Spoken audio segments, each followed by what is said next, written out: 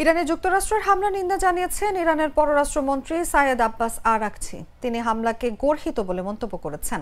Araghchi বলেন, Iran তার সার্বভৌমত্ব রক্ষার জন্য সব বিকল্প সংরক্ষণ করছে।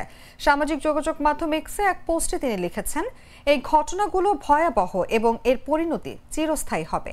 জাতিসংঘের প্রতিটি সদস্যকে এই অত্যন্ত বিপজ্জনক, আইনহীন এবং অপরাধমূলক আচরণের জন্য সতর্ক থাকতে হবে। জাতিসংঘের নিরাপত্তা পরিষদের সদস্য হিসেবে যুক্তরাষ্ট্র জাতিসংঘ সনদের গুরুতর লঙ্ঘন করেছে বলেও মন্তব্য করেছেন আরাকচি। এর আগে মার্কিন প্রেসিডেন্ট ডোনাল্ড ট্রাম্প দাবি করেছেন যে ইরানের 3টি পারমাণবিক স্থাপনায় সফল হামলা শেষ করেছে যুক্তরাষ্ট্র। তার দাবি, এসব পারমাণবিক স্থাপনা ধ্বংস করে দেওয়া হয়েছে। একই সঙ্গে তিনি আরও হামলার হুমকি দিয়েছেন।